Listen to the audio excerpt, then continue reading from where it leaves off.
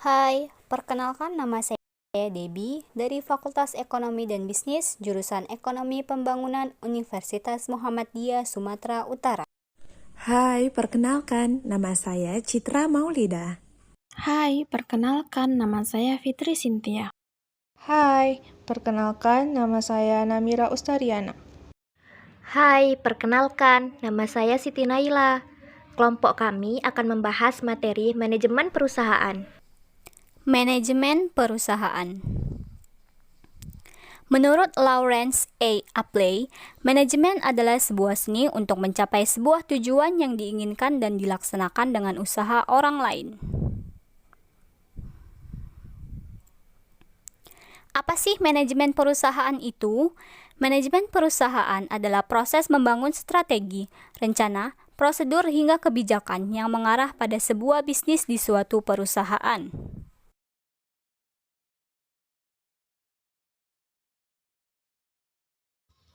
Selanjutnya kita akan membahas tentang jenis-jenis manajemen perusahaan. Ada beberapa jenis-jenis manajemen perusahaan, di antaranya sebagai berikut. Yang pertama, berdasarkan fungsinya. Ada manajer umum dan manajer fungsional. Yang kedua, berdasarkan hierarkinya, ada manajemen puncak, manajemen menengah, dan manajemen tingkat bawah.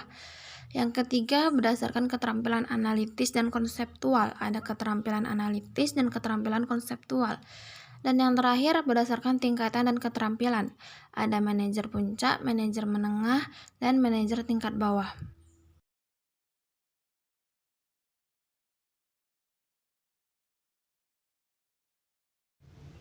Peranan manajerial meliputi yang pertama, peranan hubungan manusiawi, mencakup 3 peranan, yaitu peran figur bapak, peran pimpinan, dan peran penghubung.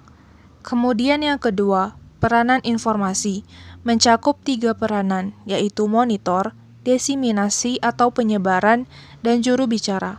Kemudian yang ketiga, peranan pengambilan keputusan, mencakup 4 jenis peranan, yaitu kewirausahawan, penyelesai gangguan, pembagi sumber daya, dan perunding. Fungsi manajemen perusahaan. 1. Fungsi perencanaan, yaitu kegiatan yang membutuhkan kematangan berpikir dan pemahaman dinamika. 2. Fungsi perorganisasian, yaitu mengacu pada rencana dan tujuan manajemen.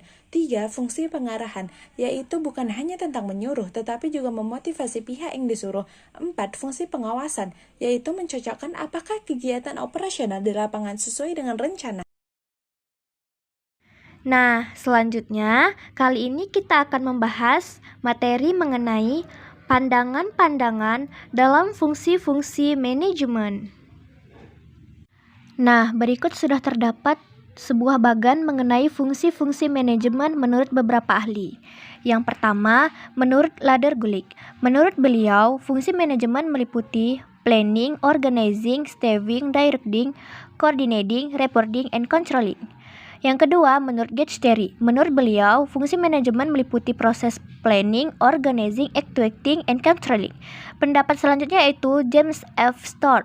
Menurut beliau, fungsi manajemen meliputi planning, organizing, leading, and controlling. Selanjutnya, menurut Cohn and O'Donnell, fungsi manajemen meliputi planning, organizing, staffing, directing, and controlling. Selanjutnya, menurut Nicholas Mihak and Mihak, fungsi manajemen meliputi planning, organizing, directing, and controlling. Menurut Richard Wigerven, fungsi manajemen meliputi planning, organizing, leading, and controlling. Dan yang terakhir, menurut Ernest Dell, menurut beliau, fungsi manajemen meliputi planning, organizing, staffing, directing, innovating, representing, and controlling. Nah, berikut ini beberapa tips untuk menjadi manajer yang ideal dan kompeten di perusahaan. 1. Memberikan delegasi yang baik. 2. Memimpin dengan contoh. 3. Memberikan motivasi dengan cara cepat. 4. Memberikan saran yang membangun.